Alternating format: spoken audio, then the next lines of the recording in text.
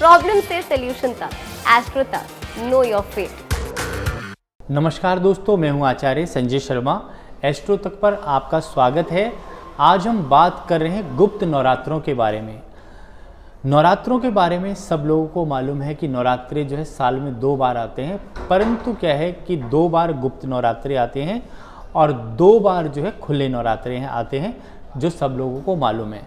चैत्र मास से हमारा नए संवत का प्रारंभ होता है, तब एक बार नवरात्रे आते हैं।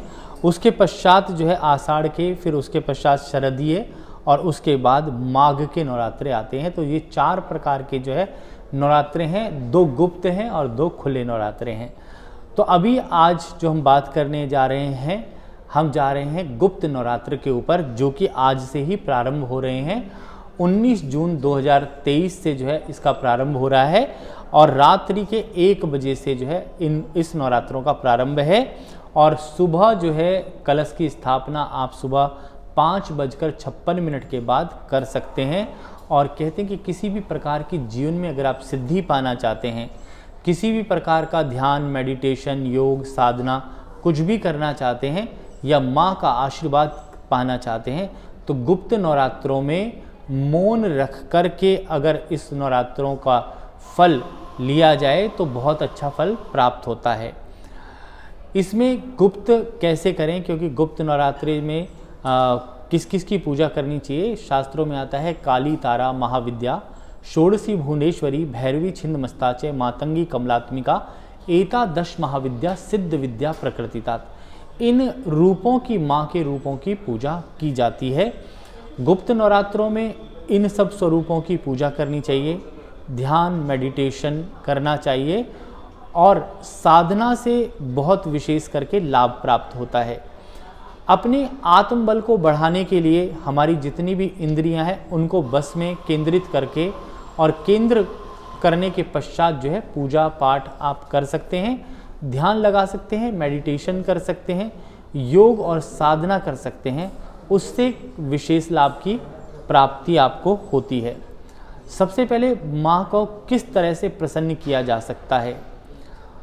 साधना के लिए आपको सबसे पहले एक मंत्र का जो जाप करना चाहिए।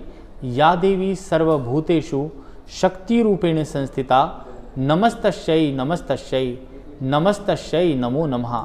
या देवी सर्वभूतेषु शक्ति रूपेण संस्थिता, नमस्तस्यै नमस्तस्यै नमस्तस्यै नमो नमः। या देवी सर्वभूतेषु चैतन्य भी धीयते, नमस्तस्यै नमस्तस्यै नमस्तस्यै नमो नमः। इस ऐड को स्किप करना तो बहुत मुश्किल है, पर लाइफ की प्रॉब्लम्स का सॉल्यूशन ढूंढना आसान। प्रॉब्लम से सॉल्यूशन तक, एस्ट्रो तक, नो योर फेट।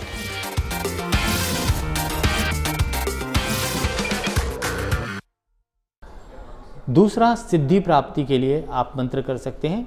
दुर्गे देवी नमस्तुभ्यं सर्व कामार्थ साधिके, मम सिद्धिम सिद्धिम सिद्धिम वा स्वप्ने सर्व प्रदर्शया। अगर आप चाहते हैं कि आपके जीवन में भी माँ दुर्गा का आशीर्वाद आपको प्राप्त हो, तो काली, तारा, महाविद्या, इन सब की पूजा जो है एकाग्रचित मन से जो है कर सकते हैं।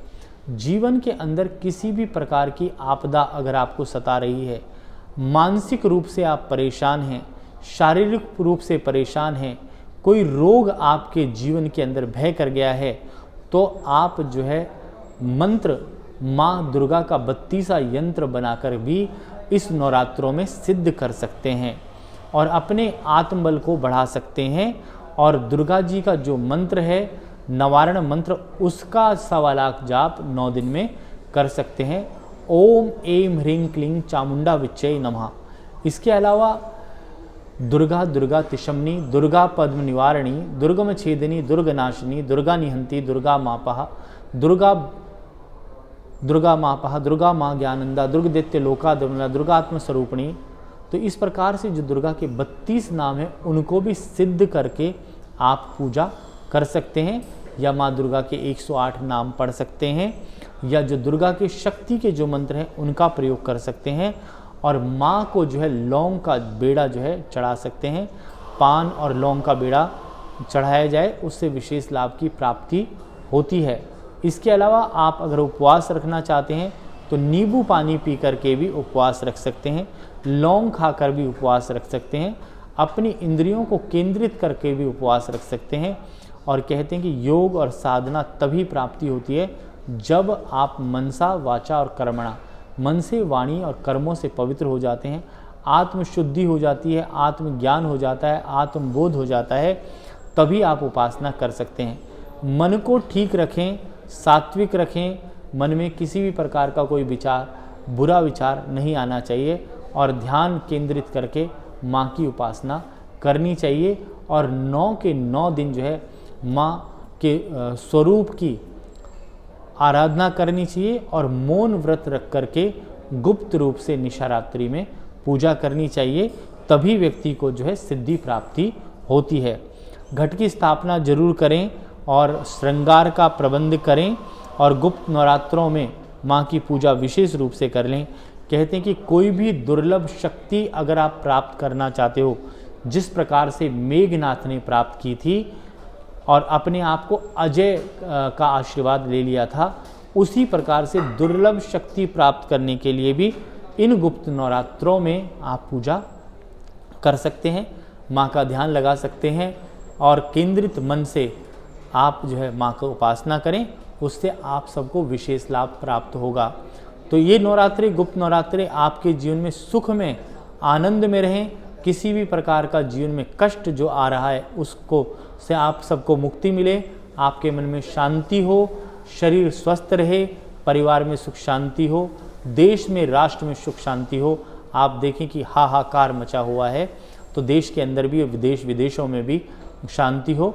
तो गुप्त नवरात्रों में अपने परिवार के साथ साथ राष्ट्र हित की भी बात सोचें, देश के हित की बात भी सोचें और प्रार्थना ईश्वर से करें कि जो भी दुराचारी देश को नुकसान पहुंचाना चाहते हैं उन सबको हे माता भस्म करें।